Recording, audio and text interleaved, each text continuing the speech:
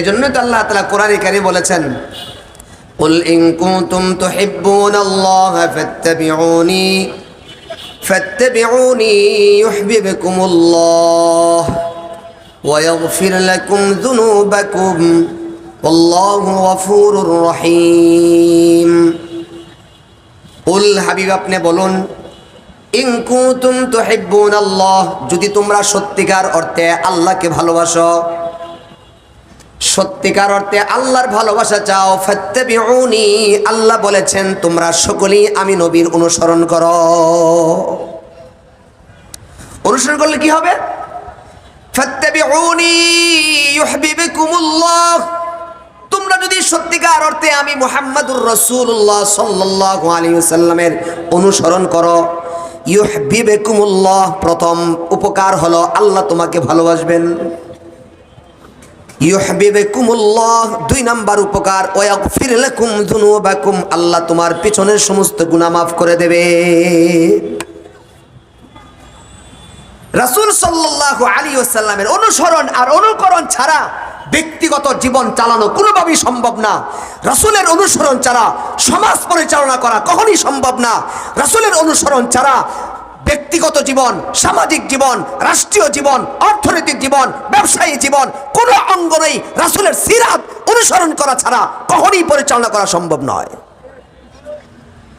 রাজনীতি নিয়ে গুতগুতি চলছে। এই রাজনীতির মধ্যে যতক্ষণ পর্যন্ত রাসূলের সিরাত না ঢুকবে, রাসূলের সিরাত ছাড়া যদি রাজনীতি করা হয়, সেই রাজনীতি শুধু দ্বন্দ্ব আর দ্বন্দ্ব, ক্ষমতার লোভ ছাড়া আর কিছুই না। আমরা তো বয়স অল্প, তেমন 16, 17, 18 বছর আগের ইতিহাস তো জানি না।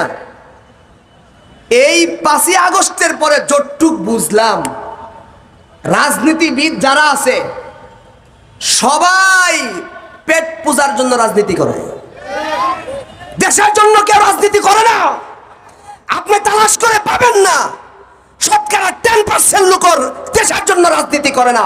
রাজনীতি করে নিজের পেটের জন্য, রাজনীতি করে ক্ষমতার লোভের জন্য, দেশের জন্য রাজনীতি করে না। দেশের জন্য যদি রাজনীতি করত, ইসলামের জন্য যদি রাজনীতি করত, তাহলে রাজনীতির মধ্যে হানাহানি, কাটাকাটি, মারামারি থাকতো না। এই রাজনীতি, যে রাজনীতির মধ্যে রাসূলের সুন্নাহ নাই, যে রাজনীতির মধ্যে কোরআন নাই, যে রাজনীতির মধ্যে লা ইলাহা ইল্লাল্লাহর পতাকা উড্ডীন হবে, এর চেতনা নাই, এই রাজনীতি রাসূলের রাজনীতি হতে পারে না।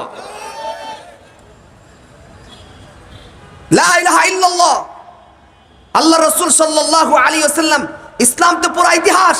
আপনি যে কোনো কাজ করবেন লিআলাই কালিমাতিল্লাহ, আল্লাহর কালিমাকে পৃথিবীতে উড্ডীন করে তোলার জন্যই আপনার রাজনীতি হতে হবে। আপনার সমস্ত কৃষ্টি কালচার এটাই হতে হবে যে আপনি কালিমাকে পৃথিবীতে উঁচু করে তুলবেন। এটাই হতে হবে আপনার শেষ ঠিকানা। রাসূল সাল্লাল্লাহু আলাইহি ওয়াসাল্লামের আদর্শ ছাড়া পৃথিবীর কেহই কোনো কিছু উপকার পেতে পারে নাই, কোনো কিছু অর্জন করতে পারে নাই, আজকেও পারবে না। আজকে ক্ষমতার দ্বন্দ্ব, সব দেখা তো আমাদের শেষ। ডিজিটাল বাংলা দেখা শেষ, তারপরে আরো যে কি বাংলা আছে না, স্মার্ট বাংলা দেখা শেষ, যত বাংলা আছে সব দেখা শেষ। এবার দেখতে হবে ইসলামের বাংলাদেশ। ইসলামের বাংলাদেশ আমরা দেখতে চাই ইনশাআল্লাহ। ইসলামের বাংলাদেশ যখন হবে, কোরআন সুন্নাহ মুআফিক যখন বাংলাদেশ চলবে, সারা বাংলাদেশের সমস্ত আপামর জনতা, পুরুষ নারী সবাই ইসলাম সবাইকে মূল্যায়ন করবে। তখন সবাইকে মূল্যায়ন করবে, ইসলাম মূল্যায়ন করবে। ইসলাম এমন এক জিনিস, ইসলাম এমন এক ধর্ম। আলহামদুলিল্লাহ, আমরা যারা নতুন প্রজন্ম আছি, আমরা আলহামদুলিল্লাহ স্যাটিসফাই। আমার বিশ্বাস আমাদের যে তরুণরা আছে, আমাদের 15, 20 বছর, 25 বছরের যে তরুণরা আছে, আলহামদুলিল্লাহ সমস্ত তরুণরাই ওইগুলো দেখা শেষ, এগুলো আমরা বুঝে ফেলছি। তরুণরা সবাই চায় এদেশে ইসলামের রাজনীতি হবে ইনশাআল্লাহ। তরুণরা এটাই চায়। এখন আমরা দেখে ফেলছি পুরো ইতিহাস। 5ই আগস্টের পরে দেখছি যেভাবে যে হারে টেহা চুরি হয়েছে বাংলাদেশ থেকে, এই টাকা দিয়া বাংলাদেশের রুটঘাট একেবারে স্বর্ণ না হলেও স্বর্ণের মতো চকচক করতো। ঠিক কিনা ভাই? কত বড় বড় রাঘব বোয়ালদের দেখলাম বাংলাদেশের টাকা আর বাপ করলে টেয়া মনে পাইছিল, টেয়ারে সব ডিল হয়ে গেছে, বিভিন্ন দেশে পাচার করে দিছে। বাপ করলে টেয়া আসিল জনগণের টাকা, এগুলি রাষ্ট্রের টাকা। রাষ্ট্রের টাকা মানে জনগণের টাকা। ব্যাংক ব্যালেন্স, অনেক ব্যাংক ব্যালেন্সে গিয়ে মানুষ টাকা পায় না। এই সমস্ত টাকাগুলি এই সমস্ত রাঘব বোয়ালরা, বড় বড় দরবেশরা টাকাগুলি পাচার করে দিয়েছে। আমার ভাইয়েরা, রাসূল সাল্লাল্লাহু আলাইহি সাল্লামের সিরাতে আসেন, রাসূলের জীবন চরিতে আসেন। আল্লাহ রাসূলের জীবন দিয়া পুরা পৃথিবী চালান, সিরাত দিয়া জীবন চালান।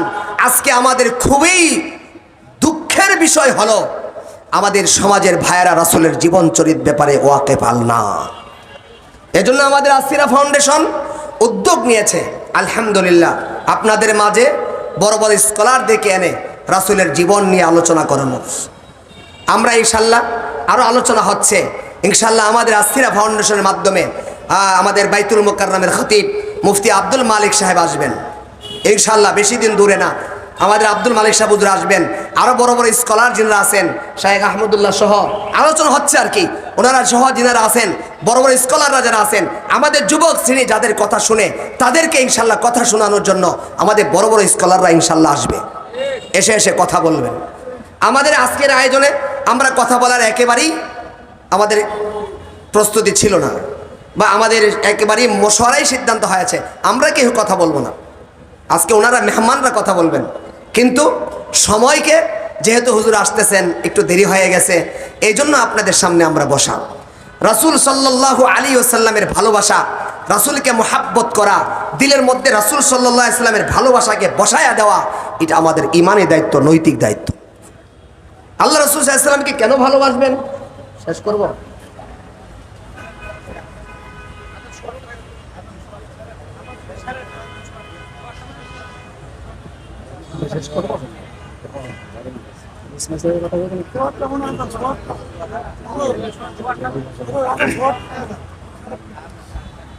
আল্লাহ রাসূল সাল্লাল্লাহু আলাইহি ওয়াসাল্লামকে ভালোবাসাটা কেমন? হযরত ওমর ফারুক রাদিয়াল্লাহু তাআলা ইসলাম গ্রহণ করছেন।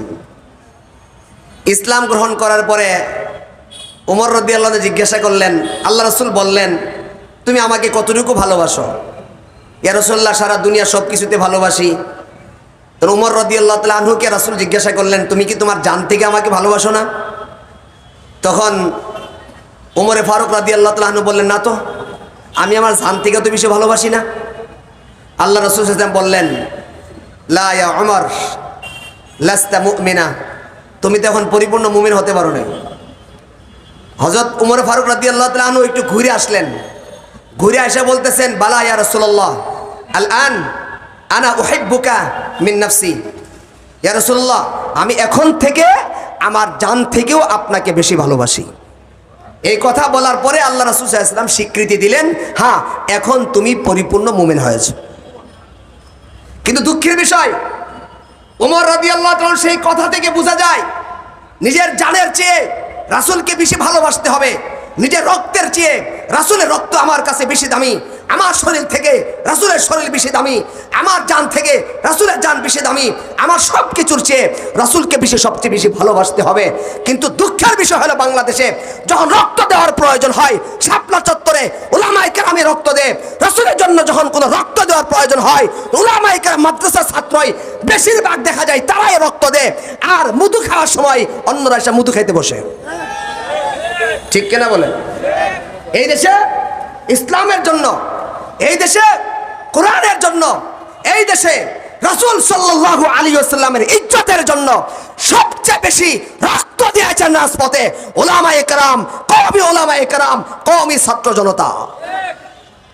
বেশিরভাগ বলছি, আপনাদেরকে মিস করি নাই করি নাই। আমাকে এক মুসল্লি বলতেছেন, হুজুর আপনার হক কথা বলেন। আমি তো হক কথা তো আমরাই বলি, আপনারা কি বলেন নাকি? আপনারাই তো বলবেন। আমি বললে যদি ফিটা দেয় তো আপনি পাশে থাকতেন না। না হুজুর, সাথে থাকবো। সাথে সাথে বললাম, থাকলে তো আর শাপলা চত্বর তৈরি হতো না। যদি সাথে থাকতেন, শাপলা চত্বরে উলামায়ে কেরাম মাইর খেত না। ওই সময় যদি শাপলা চত্বরে যদি উলামায়ে কেরামের পাশে জনগণ থাকতো, 24-এর গণ অভ্যুত্থান প্রয়োজন ছিল না। আমার ভাইয়েরা, রাসূল করিম সাল্লাল্লাহু আলাইহি ওয়াসাল্লামের মুহাব্বত ভালোবাসা এটা শুধুমাত্র মুখে মুখে বললে হবে না। মুখে মুখে কারা বলে জানেন? মুখে মুখে কারা বলে? ভণ্ড, বেদাতি, মাজার পূজারী, এই সমস্ত ব্যক্তিরা রাসূলকে মুখে মুখে ভালোবাসে। বাস্তবিক পক্ষে তাদের কাছ থেকে রাসূলের ভালোবাসার কোনো রাজপথের প্রমাণ পাওয়া যায় না। তারা লুকালয়ে পলায় থাকে। মনে হয় যেন কিছু গল্প বলে, কিচ্ছা বলে, কিছু কবিতা বলে, কিছু কবিতা আবৃত্তি করে, কিছু শানের নামে গান বর্ণনা করে। এই শানের নামে গান বর্ণনা করে করে রাসূলের মুহাব্বত প্রকাশ করতে চায়।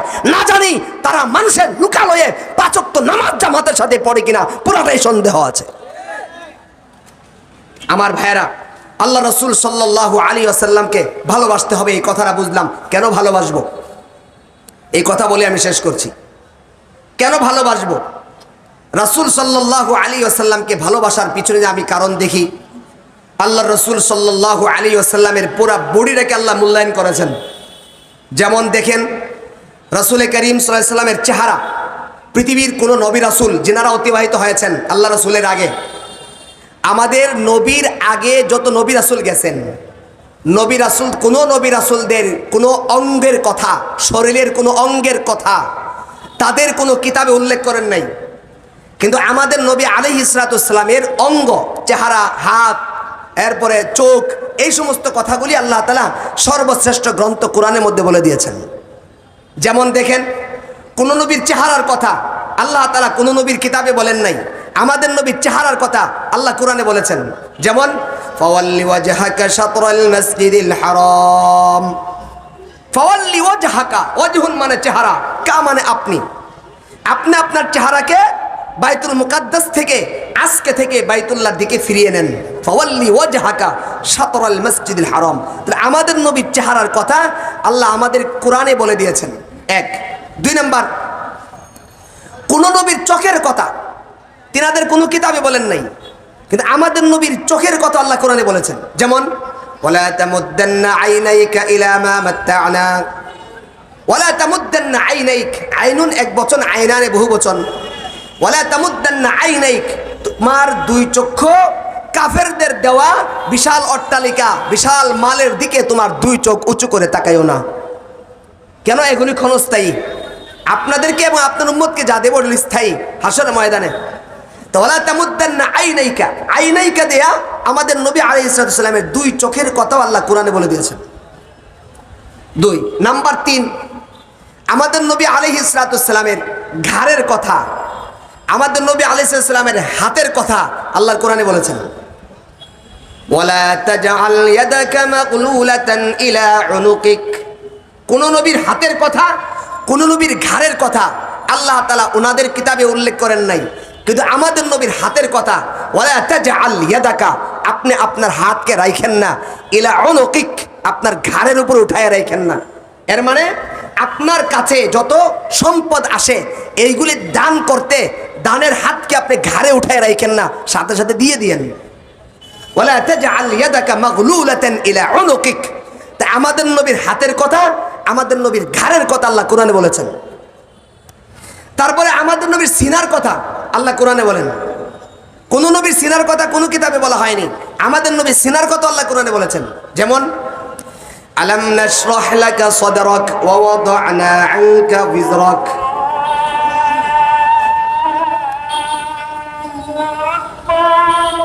আল্লাহু আকবার, আল্লাহু আকবার।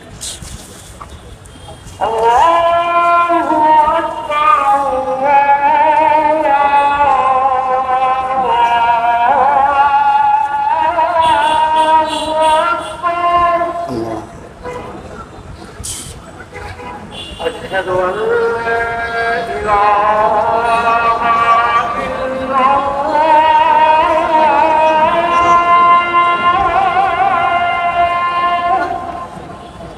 أشهد أن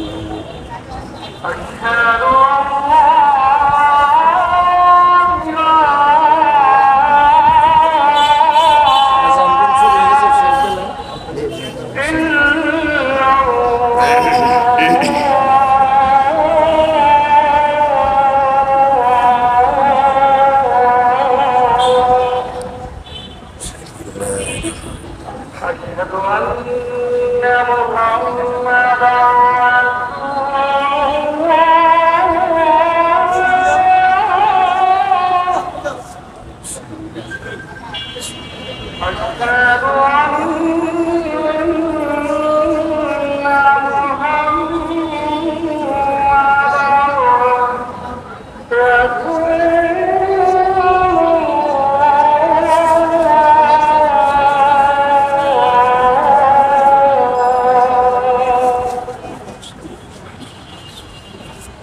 حي على الصلاة